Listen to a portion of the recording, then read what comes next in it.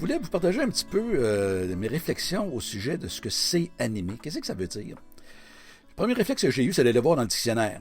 Mais là, j'ai découvert quelque chose d'intéressant. Le mot animé, ça vient du mot latin anima, qui veut dire souffle vital. C'est pas pire, hein? Fait que j'ai pris quelques notes aussi. Là, quand on anime, c'est pratique d'avoir des notes. Fait que j'ai mis mes idées en ordre, mais aussi prendre quelques définitions du dictionnaire sur ce que ça veut dire animer. Regardez bien ça. Animer, ça veut dire donner la vie ou l'apparence de la vie à quelque chose. 2, animer, c'est douer quelque chose de mouvement. 3, c'est inspirer quelqu'un, le pousser à agir. Puis 4, c'est de rendre un propos plus vif, plus vivant. Il me semble, animer, c'est une bonne définition d'animer, ça. Mais comment est-ce qu'on applique ça à l'animation d'un événement? Bien, imaginons un petit peu là, la salle avant un événement. Là.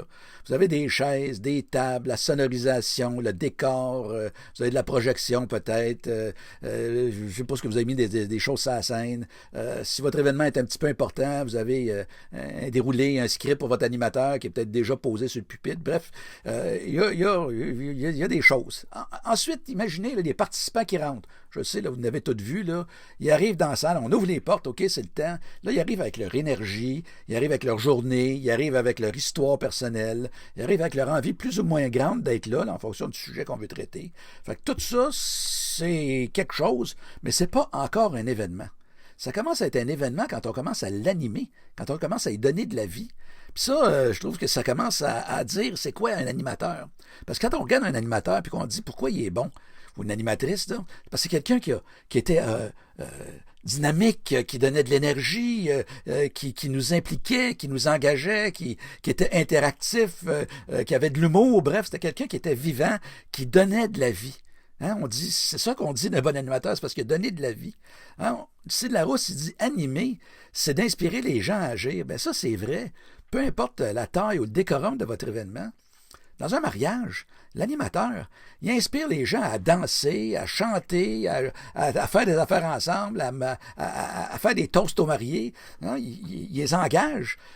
Mais si l'animation, c'est un événement politique où il y a des décideurs qui doivent prendre des décisions importantes. Je ne sais pas quel mariage ça l'est pas, mais vous comprenez. Ben là, l'animateur, il va s'assurer que les gens prennent la parole, il va les engager dans la discussion, il va s'assurer qu'ils sont partie prenante de l'échange. Il va les guider vers les objectifs, vers les décisions qui sont à prendre.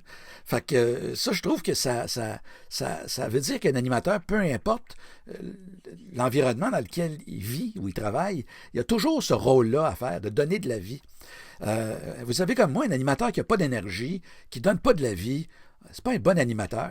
Imaginez là, si j'avais commencé en disant « Bonjour, je suis content d'être là. Tout de suite, vous dites, voyons donc, là, j'exagère, mais personne ne fait ça parce que ça ne donne pas envie. Puis moi, j'ai appris qu'un bon événement, c'est un événement qui donne envie. Hein? Il y a quelque chose qui se passe. Les gens ont envie d'être là. Et ça, je pense qu'un animateur, c'est quelqu'un qui donne envie, un bon animateur, il donne envie aux gens de participer, d'être là, d'être engagé dans ça.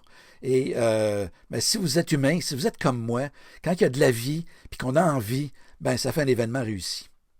Je vous laisse là-dessus. Bon succès dans vos projets, puis on se dit à la prochaine.